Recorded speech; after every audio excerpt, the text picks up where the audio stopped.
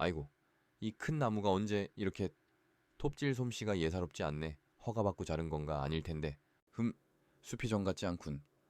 뭔가 낯선 기척이 느껴져. 내가 너무 예민한 건가? 저건 또 뭐지? 잘못 본 건가? 아니야. 분명히 뭔가 움직였는데 요 며칠 계속 이상한 기분이었어. 나는 김민준. 70평생을 서울 변두리 한적한 마을에서 살아왔다. 아내와는 5년 전 사별했고 자식들은 각자의 삶을 찾아 도시로 떠났다. 남겨진 내게 남은 것이라곤 오래된 집과 매일 아침 뒷산에 오르는 습관뿐이었다. 북한산 자락의 작은 봉구리. 사람들은 뒷동산이라 불렀지만 나에게는 그곳이 세상과의 유일한 연결 통로였다. 해가 채 뜨기도 전 새벽의 차가운 공기를 가르며 산길을 오르는 것은 내게 일종의 의식과도 같았다. 굳은 다리로 한 발 한 발 내디딜 때마다 지난 세월의 무게가 느껴졌지만 동시에 알 수 없는 평온함이 찾아왔다. 그날 아침도 여느 때와 다름없었다. 눅진한 새벽 공기 속에서 풀벌레 소리가 희미하게 들려왔고 흙길은 전날 내린 비로 촉촉하게 젖어 있었다. 나는 익숙하게 산길을 오르다 문득 발걸음을 멈췄다. 익숙한 풍경 속에서 뭔가 낯선 것이 눈에 들어왔기 때문이었다. 내가 늘 쉬어가던 작은 쉼터 근처. 커다란 참나무 한 그루가 쓰러져 있었다. 그 나무는 수십 년간 그 자리를 지켜온 노목 라오무이었다. 굵은 밑동은 날카로운 톱날에 잘린 듯 매끄러웠고 거대한 몸통은 주변의 어린 나무들을 깔아뭉개며 쓰러져 있었다. 나는 쓰러진 나무를 한참 동안 바라보았다. 의아했다. 이곳은 국립공원과 인접한 구역이라 함부로 나무를 벨 수 없는 곳이었다. 게다가 이렇게 큰 나무를 자르려면 상당한 장비와 인력이 필요했을 텐데 아무런 흔적도 없었다. 마치 유령처럼 나타나 나무를 베어간 듯했다. 나는 이상한 기분에 사로잡혔다. 늘 고요하고 평화롭던 이 산에 누군가 침범한 듯한 불쾌한 기척이 느껴졌다. 내 오랜 습관의 영역이 침해당한 것 같은 묘한 불안감이었다. 그 후 며칠 동안 나는 산에 오를 때마다 주변을 더욱 예민하게 살폈다. 쓰러진 참나무는 여전히 그 자리에 있었지만 그 주변으로 희미한 발자국이나 나뭇가지가 꺾인 흔적 같은 것들이 보였다. 누군가 숲속을 오갔다는 증거였다. 나는 혼자만의 산책을 즐겨왔던 터라. 낯선 이의 존재가 영 마음에 걸렸다. 혹시 산짐승을 잡는 밀렵꾼이라도 나타난 걸까? 아니면 뭔가 수상한 일을 꾸미는 사람일까? 머릿속에 온갖 잡념이 솟아났다. 그러다 문득 나는 숲속 깊은 곳에서 희미한 영이 냄새를 맡았다. 마치 모닥불을 피운 듯한 냄새였다. 나는 그 냄새를 따라 발걸음을 옮겼다. 숲은 더욱 깊어지고 햇빛조차 제대로 들지 않는 음침한 곳으로 이어졌다. 얼마 가지 않아 나는 작은 공터를 발견했다. 그리고 그곳에는 누군가 모닥불을 피웠던 흔적과 낡은 천막이 쳐져 있었다. 누군가 이곳에 기거하고 있다는 명백한 증거였다. 나는 본능적으로 몸을 숨겼다. 내 심장이 빠르게 뛰기 시작했다. 낯선 존재에 대한 두려움과 함께 미지의 것에 대한 호기심이 뒤섞인 복잡한 감정이었다. 천막은 낡고 해졌지만 주변은 의외로 깔끔하게 정리되어 있었다. 버려진 쓰레기 하나 없이 주변 나뭇가지들로 정성스럽게 울타리까지 쳐져 있었다. 나는 천막 앞에서 한참을 서성였다. 인기척은 없었다. 안에 누가 살고 있는 걸까? 왜 이런 깊은 산속에서 숨어 지내는 걸까? 내 호기심은 점점 커져갔다. 하지만 동시에 낯선 이에 대한 경계심도 사라지지 않았다. 나는 결국 아무것도 하지 못하고 발길을 돌렸다. 그날 이후 나는 산을 오를 때마다 그 천막 주변을 맴돌았다. 혹시 그 안에 사는 사람을 마주칠까봐 두려우면서도 한편으로는 만나보고 싶은 마음도 있었다. 나는 그 사람에 대해 이런저런 상상을 했다. 혹시 세상과 등진 채 혼자 살아가려는 사람일까? 아니면 어떤 사연을 가진 사람일까? 나는 나도 모르게 그 사람에게 감정을 이입하고 있었다. 나 역시 아내를 잃고 홀로 살아가는 처지였기 때문일까? 어느 날 아침, 나는 천막 근처에서 작은 나무 조각들을 발견했다. 누군가 나뭇가지를 깎아 만든 듯한 작은 조각상들이었다. 투박했지만 섬세한 손길이 느껴지는 작품들이었다. 다람쥐 모양, 새 모양, 그리고 작은 사람 모양의 조각상들. 나는 그 조각상들을 조심스럽게 집어들었다. 순간 나는 이상한 기시감에 사로잡혔다. 어딘가 모르게 익숙한 느낌이었다. 마치 아주 오래전 내가 알던 누군가의 솜씨 같기도 했다. 나는 고개를 갸웃거렸다. 하지만 이내 고개를 저었다. 그럴 리가 없지. 나는 다시 한번 주변을 살폈다. 그때 숲 저편에서 희미한 인기척이 들려왔다. 누군가 이쪽으로 다가오는 소리였다. 나는 본능적으로 큰 바위 뒤에 몸을 숨겼다. 숨소리조차 내지 않으려 노력하며 기다렸다. 얼마 지나지 않아 한 사람이 내 시야에 들어왔다. 예상과는 달리 그는 젊은 남자가 아니었다. 하얀 머리카락에 등이 조금 굽은 나이가 지긋한 할머니였다. 그녀는 한 손에는 바구니를 들고 다른 손으로는 지팡이를 짚으며 천천히 걸어오고 있었다. 그녀의 얼굴은 햇볕에 그을려 있었고 깊게 패인 주름은 그녀가 살아온 세월의 흔적을 보여주는 듯했다. 나는 할머니를 뚫어져라 쳐다보았다. 그녀의 옷차림은 낡았지만 깨끗했고 표정은 평온해 보였다. 그녀는 천막 앞에 멈춰 서더니 바구니에서 무언가를 꺼내 천막 안으로 집어넣었다. 마치 자신의 집인 양 자연스러운 행동이었다. 그녀가 천막 안으로 들어가는 것을 확인한 나는 바위 뒤에서 조용히 나왔다. 그리고 그녀가 두고 간 발자국을 따라 다시 산을 내려왔다. 내 마음속에는 수많은 질문들이 떠올랐다. 저 할머니는 누구일까? 왜 저곳에 사는 걸까? 그리고 무엇보다 저 나무 조각들은 누가 만든 것일까? 내 평온했던 아침 산책은 이제 미스터리로 가득 찬 탐험으로 변해가고 있었다. 나는 알 수 없는 감정들에 휩싸였다. 낯선 이의 등장에 대한 경계심과 함께 그녀의 사연이 궁금해지는 묘한 호기심, 그리고 어쩌면 그녀가 나처럼 외로운 영혼일지도 모른다는 막연한 동질감까지. 그날 이후 나의 아침 산책은 이전과는 확연히 달라졌다. 나는 매일같이 그 낡은 천막 주변을 맴돌았다.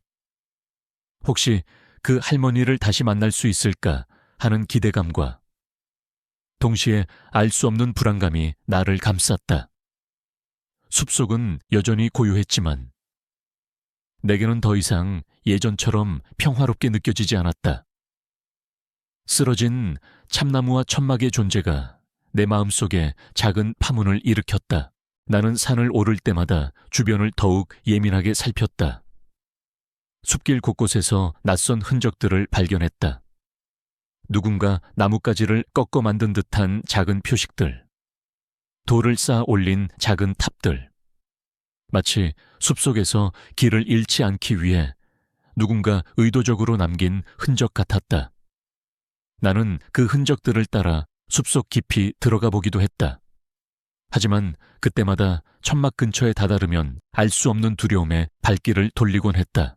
그러던 어느 날 나는 우연히 마을 사람들의 대화를 엿듣게 되었다. 마을 입구의 작은 정재서 몇몇 할머니들이 모여 앉아 시끄럽게 이야기하고 있었다. 요즘 산에 이상한 사람이 나타났대. 글쎄 말이야. 젊은 사람도 아니고 늙은 할머니라던데. 왜 산속에서 살아 수상쩍어? 혹시 도둑이라도 숨어 사는 거 아냐? 우리 동네 치안도 안 좋은데. 그들의 목소리에는 불신과 함께 묘한 공포심이 섞여 있었다. 나는 그들이 말하는 이상한 사람이 분명 천막에 사는 할머니일 것이라고 짐작했다. 마을 사람들의 수군거림은 내 마음속에 불안감을 더욱 키웠다. 나 역시 그 할머니에 대해 아는 것이 아무것도 없었다. 그녀가 왜 산속에 살고 있는지, 어떤 사연을 가지고 있는지, 나는 나도 모르게 그 할머니를 의심하기 시작했다. 혹시 그녀가 정말로 마을에 해를 끼칠지도 모른다는 막연한 두려움이 생겼다. 나는 그녀가 남긴 나무 조각들을 떠올렸다. 섬세하고 아름다웠던 그 조각상들이 이제는 왠지 모르게 음침하고 섬뜩하게 느껴졌다. 나는 산에 오를 때마다 그 할머니의 그림자를 느끼는 듯했다. 어딘가에서 나를 지켜보고 있는 것 같은 섬뜩한 기분. 나는 의식적으로 그 천막 주변을 피해서 산책했지만 그럴수록 오히려 그 할머니의 존재가 더욱 강하게 나를 옥죄는 듯했다. 나의 평온했던 산책은 이제 숨바꼭질이 되었고 나는 알 수 없는 공포감에 사로잡혔다. 어느 날 오후 나는 마당에서 나무잎을 쓸고 있었다. 그때 옆집에 사는 박씨 할머니가 찾아와 내게 조심스럽게 말을 걸었다. 김노인, 요즘 산에 자주 가시죠? 그 산에 이상한 할머니가 살고 있대요. 우리 손주가 그러는데 그 할머니가 밤마다 산속에서 불을 피우고 이상한 주문을 외운대요. 박씨 할머니의 목소리에는 걱정과 함께 노골적인 두려움이 섞여 있었다. 그녀의 말은 내 의심에 기름을 부었다. 이상한 주문이라니. 혹시 무당이라도 되는 건가? 아니면 정말로 수상한 사람일까? 나는 알 수 없는 불안감에 휩싸였다. 나는 그날 밤 잠을 설쳤다. 창밖은 어두웠고 멀리 산속에서는 바람 소리만이 으스스하게 들려왔다. 나는 천막에 사는 할머니의 얼굴을 떠올렸다. 주름진 얼굴, 하지만 깊이를 알 수 없는 눈빛. 그녀의 모습은 내 머릿속에서 점점 더 기괴하게 변해갔다. 나는 그녀가 내게 해를 끼칠지도 모른다는 생각에 잠시 몸을 떨었다. 아내를 잃고 홀로 살아가는 내게 안전은 가장 중요한 가치였다. 다음 날 아침 나는 평소보다 일찍 산에 올랐다. 알 수 없는 불안감 때문이었다. 나는 천막 근처에 조용히 다가갔다. 인기척은 없었다. 나는 조심스럽게 천막 안을 들여다보았다. 낡은 이불과 몇 개의 냄비, 그리고 작은 나무 조각들이 널려 있었다. 그 중에는 내가 전에 보았던 다람쥐 모양의 조각상도 있었다. 그때 천막 한쪽에 놓여있는 낡은 책 한 권이 눈에 들어왔다. 나는 무언가에 홀린 듯 책을 집어들었다. 그것은 그림책이었다. 오래된 종이에는 낡고 희미한 그림들이 그려져 있었다. 어린아이의 솜씨 같기도 하고 어른의 솜씨 같기도 한 오묘한 그림들이었다. 책장을 넘기다 나는 깜짝 놀랐다. 책의 마지막 장에는 낯익은 그림이 그려져 있었기 때문이었다. 그것은 내가 어릴 적 가지고 놀던 장난감 로봇 그림이었다. 그 로봇은 내가 직접 만들고 그린 것이었다. 이 세상에 단 하나뿐인 로봇. 나는 그 그림을 한참 동안 응시했다. 심장이 빠르게 뛰기 시작했다. 설마 그럴 리가 없는데 그때 등 뒤에서 나지막한 목소리가 들려왔다. 거기서 뭐 하시는 거죠? 나는 화들짝 놀라 책을 떨어뜨렸다. 뒤를 돌아보니 천막에 사는 할머니가 바구니를 들고 서 있었다. 그녀의 눈은 나를 똑바로 응시하고 있었고 그 속에는 경계심과 함께 실망감이 섞여 있는 듯했다. 나는 당황해서 아무 말도 하지 못했다. 얼굴이 화끈거렸다. 남의 물건을 훔쳐보는 것 같은 죄책감에 고개를 숙였다. 남의 물건을 허락 없이 만지는 건 예의가 아니죠. 할머니의 목소리는 차분했지만 단호했다. 나는 겨우 입을 열었다. 죄송합니다. 저는 그저 이 책이 신기해서. 할머니는 내 발밑에 떨어진 책을 내려다보았다. 그리고는 그 책을 주워 들고는 나를 뚫어져라 쳐다보았다. 이 책은 제게 아주 소중한 겁니다. 함부로 만질 물건이 아니에요. 나는 고개를 들고 할머니의 얼굴을 보았다. 그녀의 눈은 여전히 나를 경계하고 있었지만 동시에 알 수 없는 슬픔이 깃들어 있는 듯했다. 나는 그녀에게 변명하려 했지만 적절한 말을 찾을 수 없었다. 나는 결국 아무 말도 하지 못하고 그 자리에 서 있었다. 할머니는 더 이상 내게 아무 말도 하지 않고 천막 안으로 들어갔다. 나는 그 자리에 한참을 서 있었다. 후회와 민망함이 뒤섞인 감정이었다. 나는 그녀에 대한 나의 오해가 얼마나 어리석었는지 깨달았다. 그녀는 수상한 사람이 아니었다. 그저 홀로 산속에서 자신만의 평온한 삶을 살아가고 있는 평범한 할머니였다. 나는 그녀에게 불필요한 의심을 품었고 심지어 그녀의 사적인 공간을 침범하기까지 했다.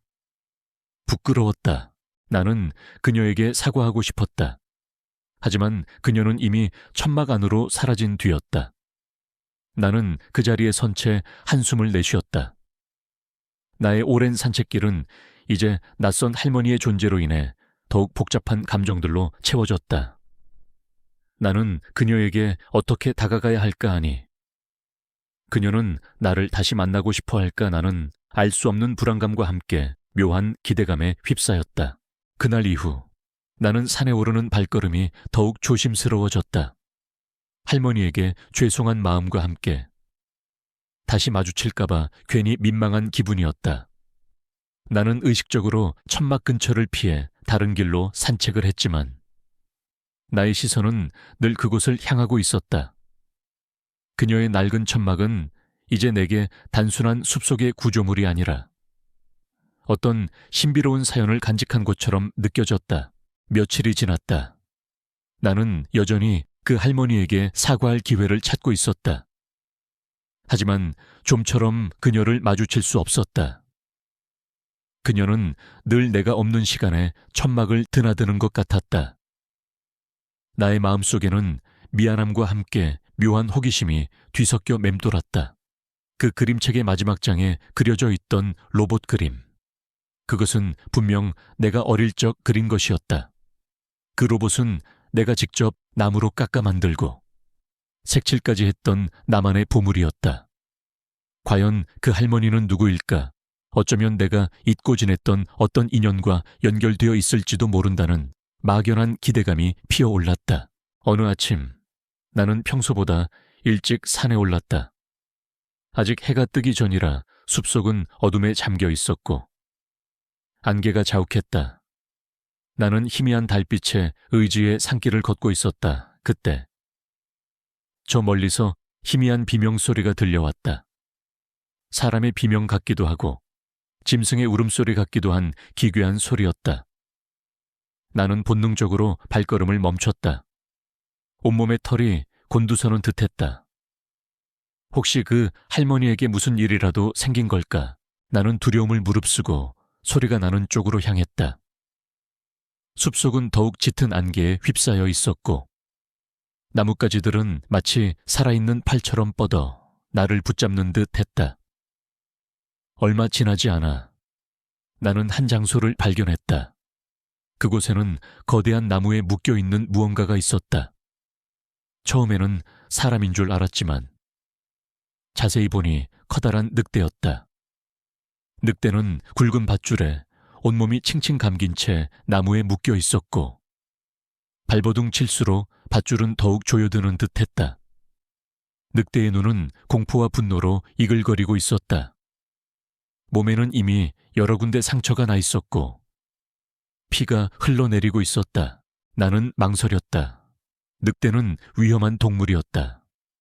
다가가면 물릴 수도 있었다. 하지만 늑대의 눈을 보는 순간 나는 묘한 감정에 휩싸였다. 그것은 두려움이 아니라 연민이었다. 고통스러워하는 늑대의 모습에서 나는 과거의 내 모습을 보았다. 세상에 버려지고 고통 속에서 홀로 발버둥 치던 나 자신. 나는 조심스럽게 늑대에게 다가갔다. 늑대는 나를 보고 으르렁거렸다. 경계심과 함께 공격적인 태세를 취했다. 괜찮아. 해치지 않을 거야. 나는 떨리는 목소리로 중얼거렸다. 나는 허리춤에 차고 다니던 작은 칼을 꺼냈다. 산에서 길을 잃거나 비상시에 쓸 요량으로 가지고 다니던 칼이었다. 나는 늑대의 눈을 똑바로 바라보며 조심스럽게 밧줄을 끊기 시작했다. 늑대는 처음에는 계속 으르렁거렸지만 내가 진심으로 자신을 돕고 있다는 것을 느꼈는지 점차 진정해갔다. 밧줄은 생각보다 단단했다. 나는 온 힘을 다해 칼질을 했다. 땀방울이 송골송골 맺혔고 손에는 물집이 잡혔다. 거의 모든 밧줄을 끊어냈을 때 늑대는 마지막 남은 밧줄을 끊으려 몸부림쳤다. 그리고 마침내 자유를 얻었다. 늑대는 풀려나자마자 나를 향해 몸을 돌렸다. 나는 순간 긴장했다. 이제 물리는 건가 하지만 늑대는 으르렁거리지 않았다. 대신 나를 한참 동안 응시하더니 고개를 한번 숙이고는 숲속으로 사라졌다. 나는 그 자리에 한참을 서 있었다. 알 수 없는 뿌듯함과 함께 묘한 감동이 밀려왔다. 내가 겨우 한숨을 돌리고 있을 때였다. 숲속에서 또 다른 인기척이 들려왔다. 나는 또다시 바위 뒤에 몸을 숨겼다. 얼마 지나지 않아 그 할머니가 나타났다. 그녀는 급하게 이쪽으로 달려오고 있었다. 그녀의 얼굴에는 걱정과 두려움이 가득했다. 할머니는 늑대가 묶여있던 나무를 발견하고는 주저앉아 땅을 쓸어보았다. 그리고는 주변을 살피더니 늑대의 발자국과 함께 내가 끊어낸 밧줄 조각들을 발견했다. 그녀의 눈빛은 의심과 함께 알 수 없는 불안감으로 흔들렸다. 할머니는 늑대의 발자국을 따라 숲속을 살피기 시작했다. 나는 바위 뒤에서 숨죽여 그녀를 지켜보았다. 그녀는 늑대가 사라진 방향을 향해 애타게 늑대의 이름을 불렀다. 러러 그녀의 목소리에는 간절함이 묻어 있었다. 나는 순간 놀랐다. 늑대에게 이름이 있다니. 그리고 그녀가 늑대를 찾는 모습은 마치 자식을 찾는 부모의 모습 같았다. 나는 이제 더 이상 숨을 수 없다고 생각했다. 나는 바위 뒤에서 천천히 나왔다. 할머니는 나를 보고 깜짝 놀랐다. 그녀의 눈은 나를 경계했지만 동시에 혼란스러워 보였다. 거기 당신은 무엇을 한 거죠? 그녀의 목소리는 떨렸다. 나는 칼을 들어 끊어진 밧줄 조각을 가리켰다. 이 늑대가 여기에 묶여 있어서 제가 풀어줬습니다. 할머니는 나의 손에 들린 칼을 보더니 눈을 가늘게 떴다. 당신이 너를 해치려던 게 아니었군요. 나는 고개를 저었다. 아닙니다. 저는 그저 늑대가 너무 고통스러워 보여서. 할머니는 내 얼굴을 뚫어져라 응시했다. 그리고는 묘한 미소를 지었다. 고맙습니다. 러는 제 가족과도 같은 아이예요. 그녀의 목소리는 이제 경계심이 풀리고 진심이 담겨 있었다. 할머니는 나에게 다가왔다. 그녀의 눈은 여전히 깊이를 알 수 없었지만 이제는 따뜻함이 깃들어 있었다. 저는 이수연이라고 합니다. 그녀는 나에게 손을 내밀었다. 나는 그녀의 손을 잡았다. 그녀의 손은 생각보다 부드럽고 따뜻했다. 김민준입니다. 이수연 할머니는 늑대가 묶여있던 나무 밑동을 쓸어보더니 말했다. 레오는 어릴 적 어미를 잃고 홀로 남겨진 아이였습니다. 제가 우연히 발견해서 데려다 키웠어요. 녀석은 저에게 유일한 친구이자 가족입니다. 그녀의 목소리에는 늑대에 대한 깊은 애정이 묻어 있었다. 나는 그녀의 이야기를 듣고 깜짝 놀랐다. 산속에서 늑대를 키우다니. 게다가 그녀는 늑대를 단순한 동물이 아니라 가족이라고 표현했다. 나는 이수연 할머니가 평범한 사람이 아니라는 것을 직감했다. 그리고 동시에 그녀가 결코 마을 사람들이 말하는 수상한 사람이 아니라는 것을 깨달았다. 그녀는 그저 자신만의 방식으로 생명과 교감하며 살아가는 특별한 사람이었다. 나의 모든 오해와 편견이 한순간에 무너져 내렸다. 나는 그녀에게 민망함과 함께 묘한 존경심을 느꼈다. 그날 아침, 나는 숲속에서 늑대와 이수연 할머니라는 두 개의 신비로운 존재를 만났고, 나의 세상은 이전과는 완전히 다른 방향으로 흘러가기 시작했다. 나는 그녀와의 만남이 우연이 아니라는 것을 직감했다. 이수연 할머니와의 뜻밖의 만남은 나의 일상에 잔잔하지만 깊은 파동을 일으켰다. 늑대러를 함께 구한 후 우리는 숲길에서 자주 마주치게 되었다. 처음에는 서먹하고 어색했지만 러를 매개로 우리는 조금씩 대화를 나누기 시작했다. 그녀는 러의 상처가 아물어가는 과정을 내게 이야기해 주었고, 나는 그녀의 이야기에 귀 기울였다. 그녀의 목소리는 차분했지만 러에 대한 애정이 가득 담겨 있었다. 어느 날 산 정상에서 우연히 그녀와 마주쳤다. 나는 습관처럼 가지고 다니던 따뜻한 차를 그녀에게 건넸다. 그녀는 처음에는 망설였지만 이내 작은 미소를 지으며 차를 받아들었다. 고맙습니다. 김민준 씨. 그녀의 미소는 햇살처럼 따뜻했다. 우리는 나란히 앉아 말없이 차를 마셨다. 차가운 새벽 공기 속에서 따뜻한 차 한 잔과 그녀의 존재는 내게 묘한 평온함을 안겨주었다. 그날부터 우리는 산에서 만나 차를 마시거나 짧은 이야기를 나누는 것이 새로운 습관이 되었다. 그녀는 산속에서 자라는 약초와 식물에 대해 해박한 지식을 가지고 있었다. 나는 그녀에게서 숲에 숨겨진 이야기들을 들을 수 있었다. 그녀의 이야기는 흥미로웠고 나는 그녀에게 점점 더 빠져들었다.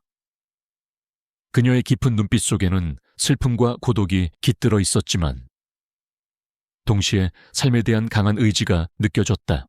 나는 그녀의 삶에 대해 조금씩 알게 되었다. 그녀는 젊은 시절 그림을 그리는 화가였다고 했다. 하지만 알 수 없는 이유로 산속에 들어와 홀로 살게 되었다고 했다. 그녀의 이야기를 들을수록 나의 마음은 복잡해졌다. 그녀 역시 나처럼 세상의 풍파를 겪고 홀로 남겨진 영혼이라는 것을 느꼈기 때문이었다. 우리는 서로의 외로움을 이해하는 듯 했다. 말하지 않아도 통하는 무언가가 있었다. 하지만 나의 마음속에는 여전히 갈등이 존재했다. 나는 아내와 사별한 후 다시는 그 어떤 관계도 맺지 않겠다고 다짐했었다.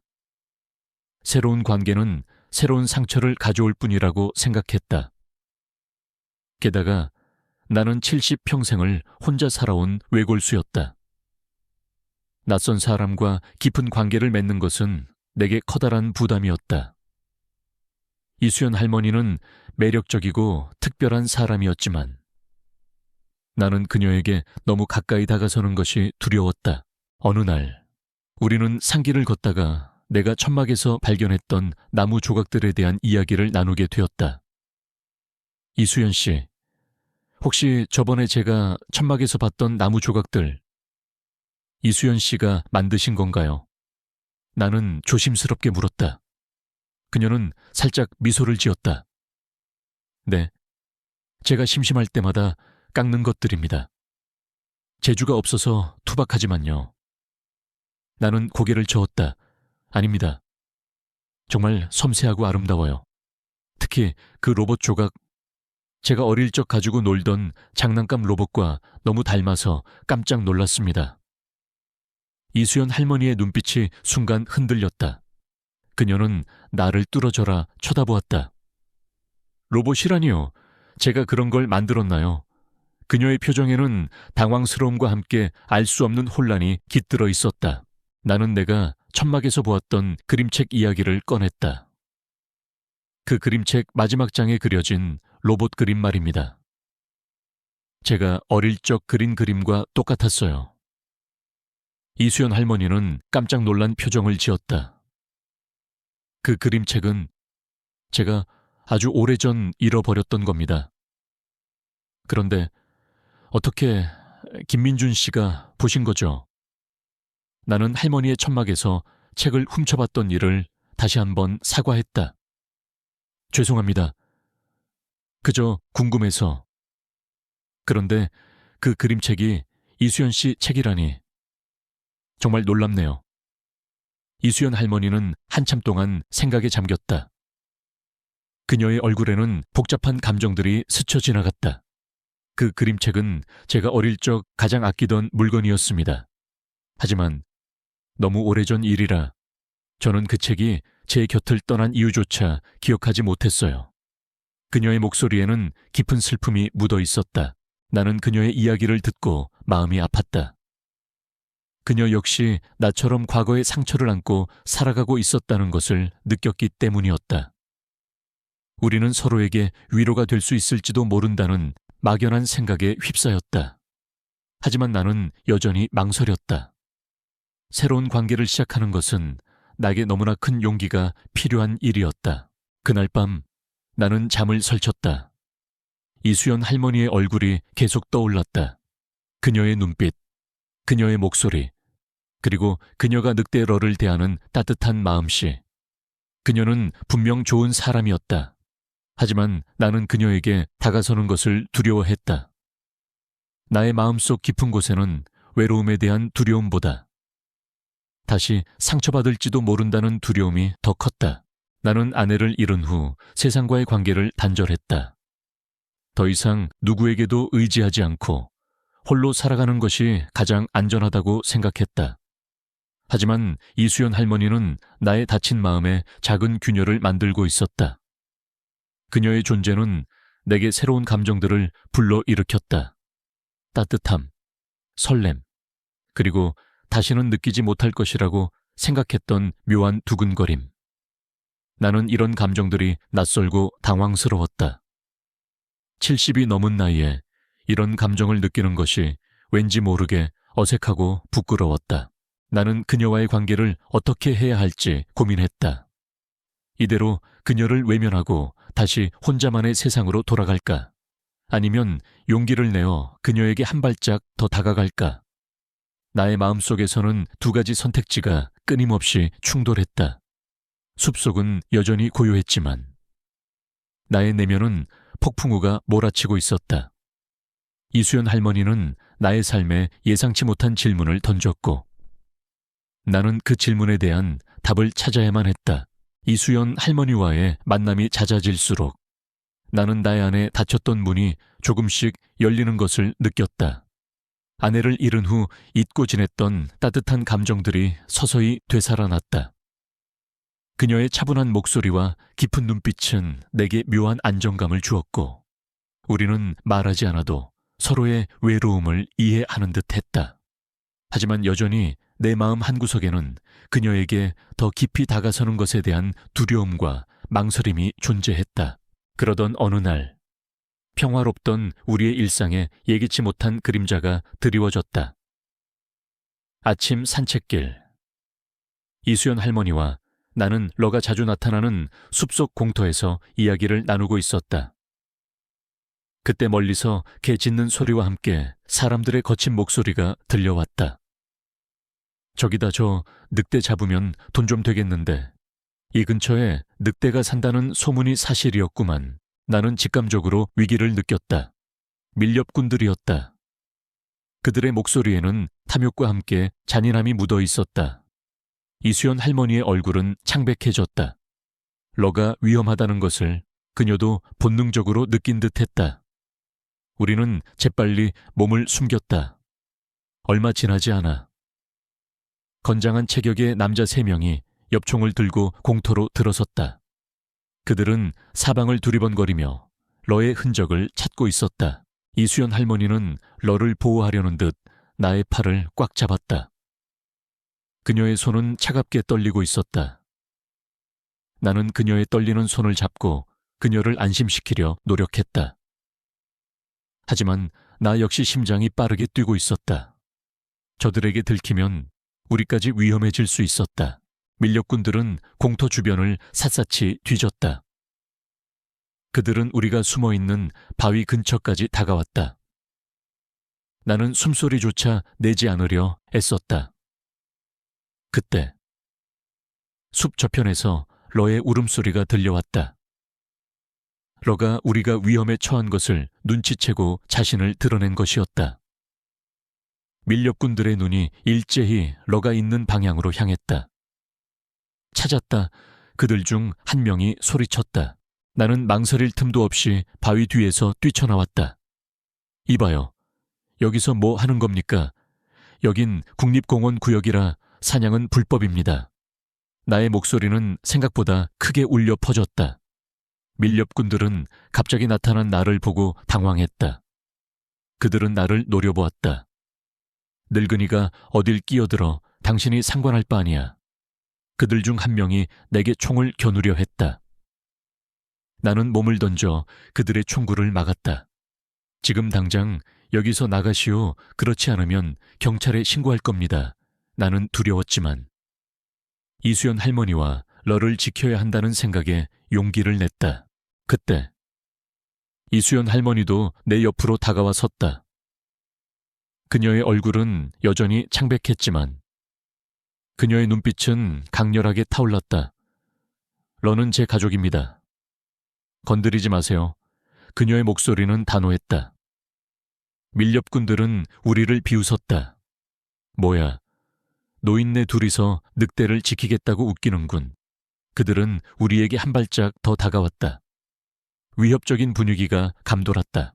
나는 이수연 할머니의 손을 꽉 잡았다. 우리는 서로의 존재에서 힘을 얻었다. 그때 갑자기 러가 우리 옆으로 달려왔다. 러는 밀렵꾼들을 향해 으르렁거렸다. 늑대의 위협적인 모습에 밀렵꾼들은 잠시 주춤했다. 그 틈을 타 나는 큰 소리로 외쳤다. 경찰에 신고했다. 곧 여기 올 거다. 사실 신고하지 않았지만 그들에게 겁을 주려는 속셈이었다. 밀렵꾼들은 잠시 망설이더니 결국 총을 내리고 숲속으로 도망쳤다. 나는 그들이 완전히 시야에서 사라질 때까지 긴장을 늦추지 않았다. 밀렵꾼들이 사라진 후 나는 그 자리에 주저앉았다. 온몸의 힘이 빠져나가는 듯했다. 이수연 할머니가 내 옆에 앉아 나의 손을 잡았다. 그녀의 손은 여전히 떨리고 있었지만 이제는 안도감이 느껴졌다. 김민준 씨, 고맙습니다. 정말 고맙습니다. 그녀는 눈물을 글썽였다. 러가 우리에게 다가와 몸을 비볐다. 나는 러의 머리를 쓰다듬어 주었다. 러의 따뜻한 천이 내게 전해졌다. 우리는 한참 동안 말없이 앉아 있었다. 숲속은 다시 평화를 찾은 듯 고요했다. 그때 이수연 할머니가 나의 손을 잡고 조용히 말했다. 김민준 씨, 혹시 예전에 제가 드렸던 목각 인형 기억하시나요? 나는 고개를 들었다. 목각 인형이요, 아니요. 제가 이수연 씨에게 목각 인형을 받은 기억은 없는데요. 그녀는 희미하게 미소 지었다. 아니요, 아주 오래전 김민준 씨에게 제가 직접 만든 목각 인형을 선물했었어요. 로봇 모양의 인형이었죠. 나는 심장이 쿵 내려앉는 것을 느꼈다. 로봇 목각 인형. 그제야 나의 머릿속에 오래전 잊고 지냈던 기억의 파편들이 떠올랐다. 흐릿한 유년 시절의 풍경, 작은 시골 마을, 그리고 나의 옆에 서 있던 한 소녀. 그 소녀의 손에는 늘 작은 목각 인형이 들려 있었다. 그리고 그 목각 인형은 내가 좋아하던 로봇 모양이었다. 설마 나의 목소리는 떨렸다. 수연이, 너 수연이었어. 이수연 할머니의 눈에서 눈물이 주르륵 흘러내렸다.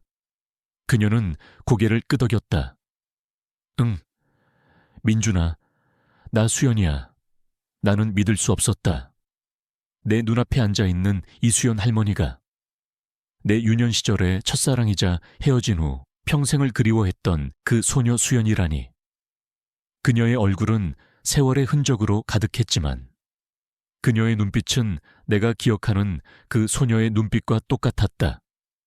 혼란스러움과 함께 설명할 수 없는 감격이 나를 덮쳤다. 나의 머릿속에는 잊고 지냈던 수많은 기억들이 주마등처럼 스쳐 지나갔다. 함께 숲속에서 뛰어놀던 모습, 작은 계곡에서 물장구를 치던 모습, 그리고 내가 만들어준 로봇 목각 인형을 들고 환하게 웃던 그녀의 모습. 수연아, 네가 여기에 있었다니. 나는 그녀의 이름을 부르며 그녀를 끌어안았다. 그녀의 어깨가 떨리고 있었다. 우리는 서로를 끌어안고 한참을 울었다. 기쁨과 슬픔, 그리고 지난 세월에 대한 아쉬움이 뒤섞인 눈물이었다. 70평생을 혼자 살아왔다고 생각했는데 내 가장 소중한 인연이 이렇게 가까이 있었다니. 이수연 할머니. 아니, 수연이는 나에게 기적과도 같은 존재였다. 숲속의 위기가 우리에게 잊고 지냈던 진실을 깨닫게 해준 것이었다.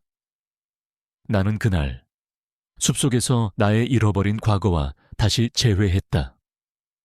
그리고 나의 삶은 비로소 완전해지는 듯했다. 수연이의 품에서 벗어났을 때 나의 눈은 여전히 눈물로 흐릿했다. 70평생 잊고 지냈던, 아니 잊었다고 생각했던 유년 시절의 첫사랑이 내 눈앞에 앉아 있었다니. 믿기지 않는 현실이었다. 우리는 서로의 얼굴을 한참 동안 바라보았다. 세월의 흔적으로 가득한 주름, 희끗희끗한 머리카락.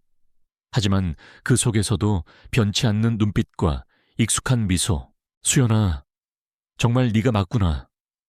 나는 그녀의 손을 잡고 또다시 떨리는 목소리로 물었다. 수연이는 고개를 끄덕였다. 응, 민준아, 나 수연이야. 네가 날 기억해 줄 줄은 꿈에도 몰랐어. 그녀의 목소리에도 벅찬 감격이 담겨 있었다. 우리는 그 자리에 앉아 잊고 지냈던 지난 세월의 이야기들을 풀어놓았다. 어릴 적 우리는 작은 시골 마을에서 옆집에 살았다. 나는 개구쟁이였고 수연이는 늘 나를 따라다니던 귀여운 소녀였다. 우리는 함께 숲에서 뛰어놀고 가을에서 물고기를 잡으며 행복한 시간을 보냈다. 내가 나무로 깎아 만든 로봇 목각 인형을 수연이에게 선물했고 그녀는 그 인형을 보물처럼 아꼈다. 우리는 매일같이 그림을 그렸고 숲속에 우리만의 비밀 아지트를 만들었다. 그러다 내가 도시로 이사가게 되면서 우리는 헤어졌다. 나는 수연이에게 편지를 보내겠다고 약속했지만 어릴 적 나는 너무 어려서 약속을 지키지 못했다. 시간이 흐르면서 수연이의 존재는 내 기억 속에서 희미해져 갔다. 나는 그녀를 잊었다고 생각했지만 무의식 깊은 곳에서는 늘 그녀를 그리워하고 있었다는 것을 이제야 깨달았다. 수연이도 자신의 이야기를 들려주었다. 그녀는 내가 이사간 후에도 한동안 나를 기다렸다고 했다. 그녀는 예술고등학교에 진학하여 화가의 꿈을 키웠지만 집안 형편이 어려워지면서 꿈을 포기하고 일찍이 생활 전선에 뛰어들어야 했다. 그러다 예상치 못한 사고로 모든 것을 잃고 세상과의 인연을 끊은 채 이 산속으로 들어와 은둔 생활을 시작했다고 했다. 러는 그녀에게 유일한 가족이자 친구였다. 그녀는 러를 돌보며 자신을 치유하고 잊고 지냈던 그림을 다시 그리기 시작했다고 했다. 내가 천막에서 보았던 그 그림책은 그녀가 어릴 적 나와 함께 그린 그림들을 모아놓은 것이었다. 그 그림책을 다시 찾았을 때 정말 놀랐어.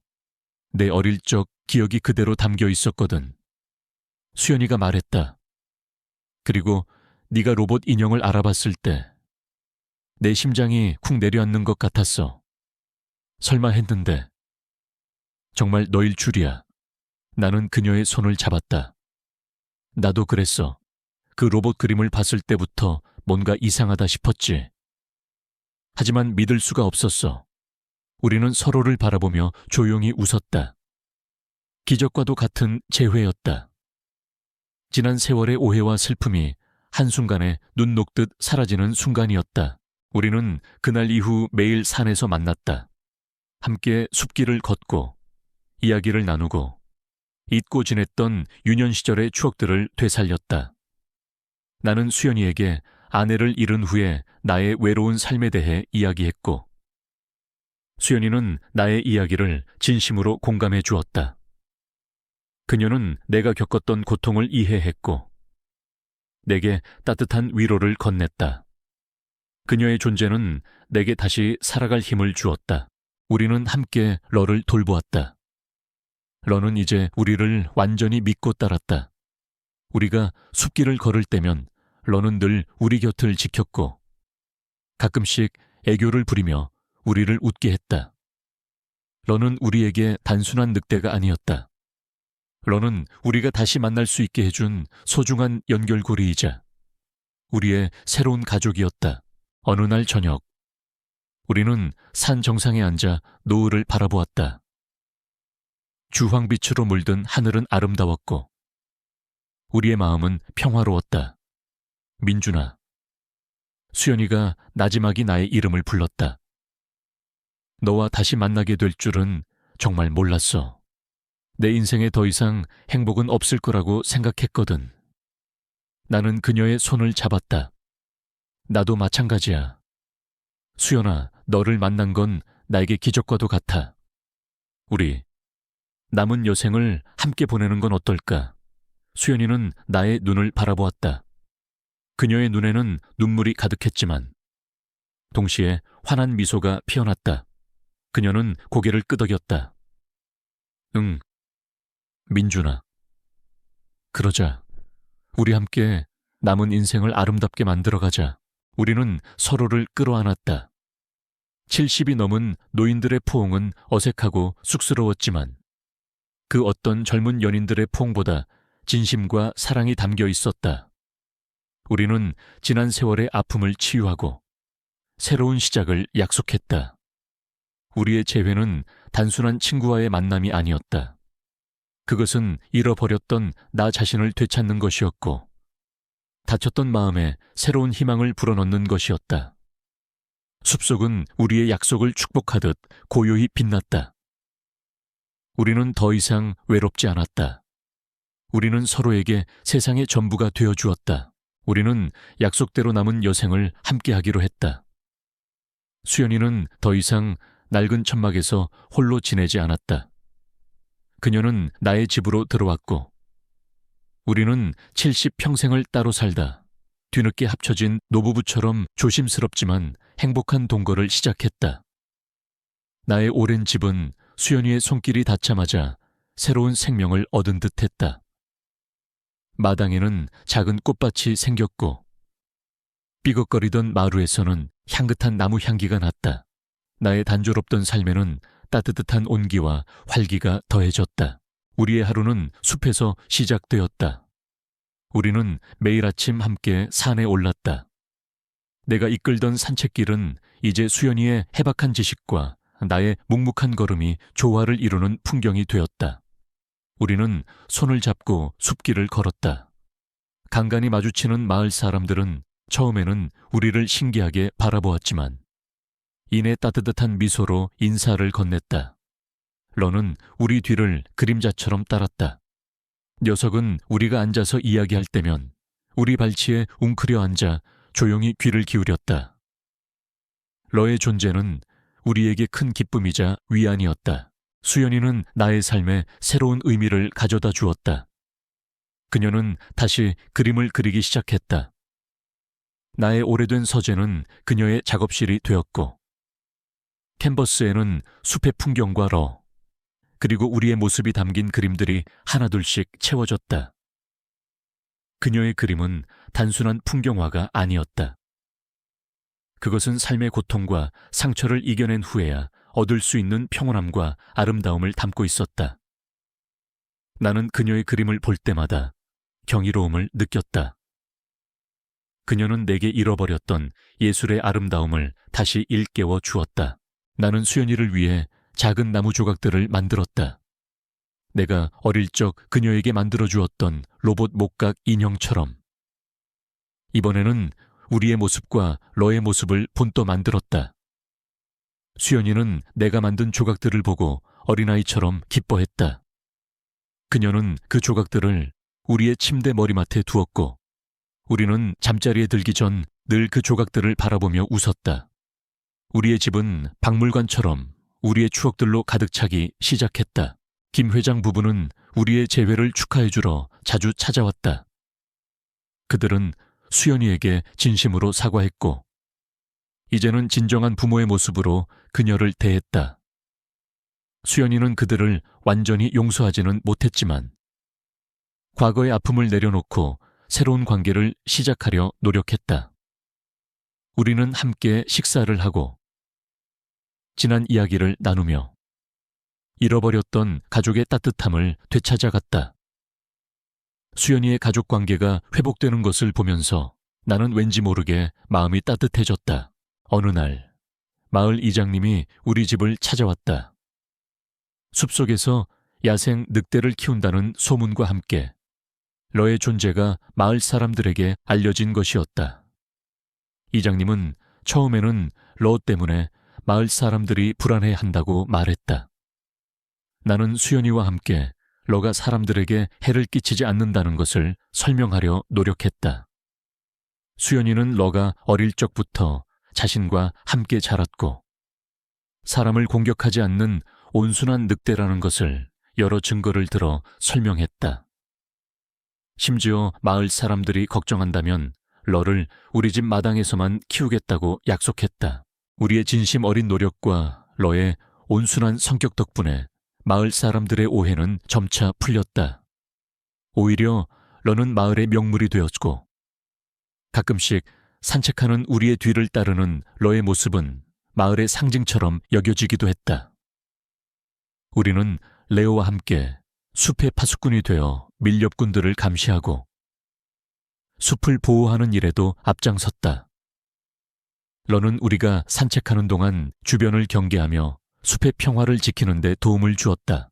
우리의 삶은 평온하고 아름다웠다. 우리는 함께 새벽 산책을 하고 함께 밥을 먹고 함께 그림을 그리거나 나무를 깎았다. 서로의 존재는 우리에게 가장 큰 위로이자 행복이었다. 70이 넘은 나이에 찾아온 이 두 번째 봄은 우리에게 삶의 진정한 의미를 깨닫게 해주었다. 우리는 사랑은 나이와 상관없이 언제든 다시 피어날 수 있다는 것을 몸소 보여주는 증거였다. 늦가을의 어느 아침, 숲은 붉은색과 노란색으로 물들어 있었다. 나는 수연이와 함께 러를 데리고 평소처럼 산책을 하고 있었다. 러는 앞서 달려가다 우리를 기다리며 꼬리를 흔들었다. 수연이는 내 손을 잡고 조용히 미소 지었다. 그녀의 주름진 얼굴에는 평화와 행복이 가득했다. 우리는 숲속 깊은 곳, 우리가 처음 만났던 늑대가 묶여있던 그 나무 옆에 섰다. 그 나무는 이제 우리의 약속을 상징하는 듯 굳건히 서 있었다. 나는 수연이의 어깨를 감쌌다. 수연아, 우리 참 멀리 돌아왔지. 수연이는 내 가슴에 기대며 고개를 끄덕였다. 응, 민준아. 하지만 그래서 더 소중한 것 같아. 이렇게 다시 만날 줄은 꿈에도 몰랐는데. 우리는 말없이 서로를 바라보았다.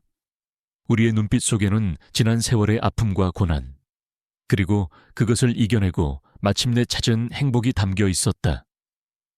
러는 우리의 발치에 앉아 조용히 우리를 올려다보았다. 숲속의 햇살이 나무십 사이로 쏟아져 내렸다. 우리의 그림자는 숲길 위에 길게 드리워졌다. 두 노인의 그림자와 그 옆을 지키는 늑대의 그림자. 그것은 더 이상 외롭지 않은 따뜻하고 완전한 풍경이었다. 우리의 이야기는 이제 시작이었다. 우리는 남은 인생을 함께 채워나갈 것이고 숲은 우리의 이야기를 영원히 기억할 것이다.